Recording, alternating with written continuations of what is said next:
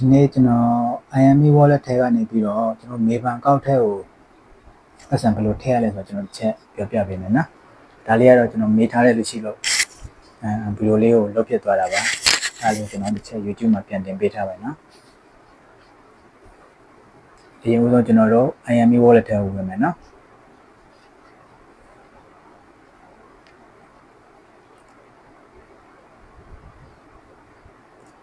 IME wallet ထဲရောက်တာနဲ့ကျွန်တော်အဲ့မှာ wallet balance မှာ323 ringgit 93ပြားကျန်မယ်အဲ့မှာကျွန်တော်မျိုးလုံးဖွင့်ပေးကလေးနဲ့လုပ်ပြီးကြည့်လို့ရမယ်နော်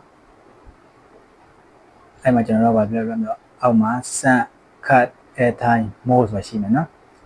ကျွန်တော်တို့ကငွေလွှဲမယ်ဆိုတော့ငွေကိုပြန်ပြီးတော့ပေါ်ထုတ်မှာဆိုတော့ကျွန်တော်တို့ mode နှိပ်မယ်နော် mode တစ်ချက်နှိပ် mode နှိပ်ပြီးအဲ့မှာ deposit ဆိုတာနဲ့ withdraw နဲ့တွေ့တယ် deposit ဆိုတာကျွန်တော်ဒီ IME wallet ထဲကိုငွေ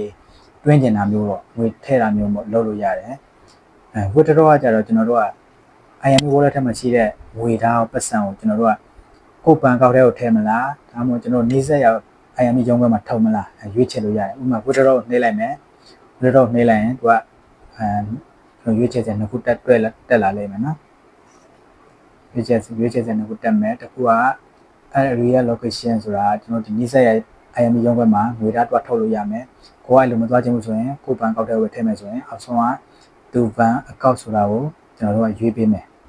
အဲ့တော့ရွေးလိုက်တဲ့ခါကျရင်ကျွန်တော်တို့ကနောက်ပိုင်းစင်တွေမှာကိုယ်နာမည်ကိုယ်ပန်ကောက်တွေရိုက်ထည့်ပြီးတော့ဝင်သွားရမှာเนาะအဲကျွန်တော်ကဘန်ကောက်ထဲမှာဆိုတော့ဘန်ကောက်ကိုရွေးပေးမယ်เนาะ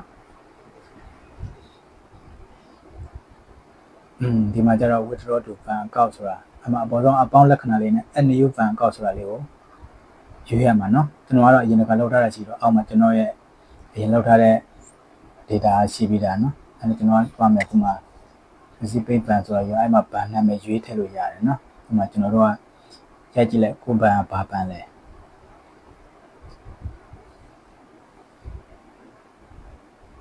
ကျွန်တော်ဘန်ဥမာ IHP ဘန်ဆိုရင် IHP လို့ရိုက်လိုက် IHP ဘန်ဆိုတက်လာလိမ့်မယ် IHP ဘန်ဆိုတာကျွန်တော် IHP ဘန်ဘာဟာပေါ်ပဲเนาะ IHP ဘန် Islamic မဟုတ်ဘူးเนาะဒါကိုဘန်ပေါ့ကိုဖွင့်ထားတဲ့ဘန်ရဲ့အမျိုးအစားကိုရွေးပေါ့နောက်တစ်ခုက Hong Long ဘန် Hong Long ဆိုပြီးရိုက်လိုက်ရင် Hong Long ဘန်ဆိုပြီးတက်လာလိမ့်မယ်အဲ့တော့ကိုဘန်ရဲ့နာမည်ကိုရိုက်ထည့်လိုက်တာနဲ့သူကတက်လာမယ်အဲ့လိုတက်လာပြီဆိုလို့ချင်းကျွန်တော်တို့ဘာထပ်လို့မလဲဆိုရင်ရွှေ့ချက်ပြီးတော့ရင်ဆိုရင်အဲ့ကျွန်တော်မေဘန်ဆိုတော့မေဘန်ရွေးလိုက်မယ်ဗျာမေဘန်ဆိုတာနဲ့မေဘန်ကိုဆက်လက်ရွေးလိုက်မယ်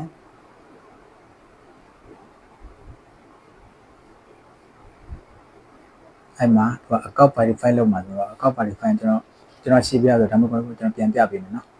ခုနကဟောပြတဲ့နေရာလေးကိုဘန်ကိုရေးပြတဲ့နေရာမှာအကောက်ဘန်ကောက်နံပါတ်ရိုက်ပြီးတော့သူကဟောလောက်ရတယ်ဘန်ကောက်နံပါတ်ကိုသူကမှန်လားမမှန်လား verify လုပ်တယ်အဲ့မှာဘန်ကောက်နံပါတ်ရိုက်ထည့်လိုက်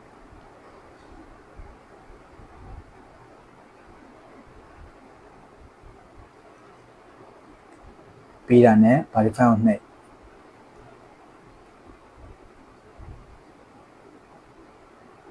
verify နှိပ်ဖို့စောင့်နော်ခဏစောင့်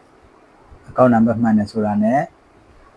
သူက verify လုပ်ပြီးတာနဲ့အကောက်နံပါတ်မှန်တယ်ဆိုတာနဲ့သူကနာမည်တက်လာလိမ့်မယ်အဲနာအကောက်နံပါတ်လွဲနေနာမည်လည်းအဲ့လိုတခြားတလွဲတက်လာမှာနော်ရှိခဲ့ရင်ပေါ့အကောက်နံပါတ်လွဲတော့နာမည်တက်မလို့ဆိုတာမှမှန်လို့ပေါ့အဲဆိုကျွန်တော်ကဒါတူကဒီမှာကျွန်တော်အရင်လောက်ထားရှိရတဲ့အတွက်ကျွန်တော်ဒီရိုက်စရာမလိုတော့အဲတော့ကျွန်တော်အရင်လောက်ထားတဲ့အရင်လွှဲပူထားတဲ့ data နဲ့ပဲပြန်သွားမယ်နော်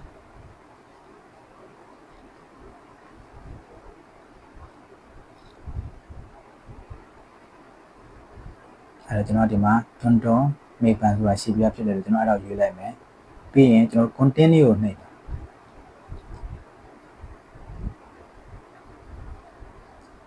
နာမည်နဲ့ဘန်ကောက်နဲ့မှန်တယ်ဆိုတာနဲ့ကျွန်တော်တို့ continue ကိုနှိပ်မယ်နော်ဒီမှာကျတော့ကျွန်တော်တို့ကကိုလိုချင်တဲ့ကိုလွှဲချင်တဲ့ငွေအမောက်ကိုရိုက်ထည့်ပေါ့နော်ဒီမှာကျွန်တော်ကတော့အကုန်လွှဲပြမှာဆိုတော့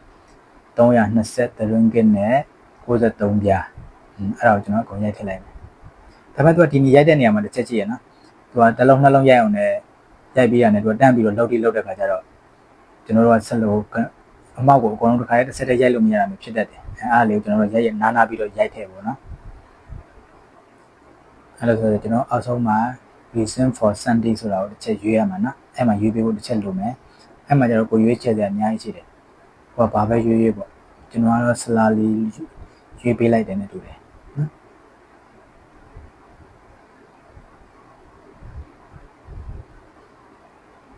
withdrawal of any save ပြီးတော့ salary တို့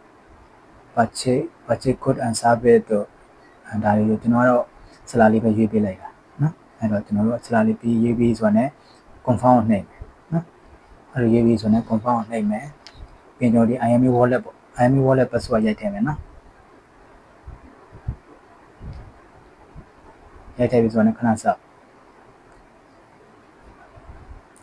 credit your transfer ကျွန်တော်တို့ရဲ့ဝယ်လွှဲလောက်ဆောင်ချက်ကိုလောက်ဆောင်နေတယ်ဒီမှာ transfer credit ဆိုပြီးတော့ပြီအဲ့မှာ okay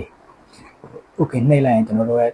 ဝယ်လွှဲလောက်ဆောင်ချက်ကပြီးသွားပြီနော် IME wallet ထဲကနေပြီးတော့ကိုယ့်ရဲ့ဘဏ်အကောင့်ပေါ့နော်ဒါကျွန်တော်မေဘန်ဆိုကျွန်တော်မေဘန်ဖြစ်တဲ့တော့မေဘန်နဲ့ပဲပြထားတာမလေးရှားမှာရှိတဲ့ဘဏ်အကုန်လုံးတော့ရတယ်နော်ဘယ်ဘဏ်မဆိုရတယ်ဒီမှာလွှဲပြီးသွားပြီဒါမှ IME wallet မှာအထက်မပြနေဘူးနော်အောက်မှာထွက်ပြပြီ wallet မှာအကြံနေတယ်နော် wallet မှာ0မပြဘူးအဲ့ဒါကိုကျွန်တော်တို့ဘာလုပ်မလဲ IME ရဲ့အပေါ် refresh လုပ်ချလိုက်အပေါ်ကနေအောက်ကိုဆွဲနှိပ်ပြီးတော့ဆွဲချလိုက် refresh လုပ်လို့ရှိရင်ဒီအိမ်မှာ wallet မှာ0ပြန်ပြသွားပြီနော်ပြီးရင်ကျွန်တော်တို့ဒီငွေဝင်လားမဝင်လားဆိုတာကျွန်တော်ကိုယ်ပန်နဲ့ဝင်စစ်လို့ရတယ် mobile banking ရှိရဲ့လူကတော့တန်းစစ်လို့ရတာပေါ့ mobile banking မရှိရဲ့လူကတော့ကျွန်တော်တို့ဒီစက်ကိုယ်ပန်အောင်ကတ်ထိုးပြီးတော့စစ်လို့ရတယ်နော်ဒီနေရာမှာကျွန်တော်စစ်ပြမယ်ပေါ့နော် IME ရဝင်တဲ့ပတ်စံ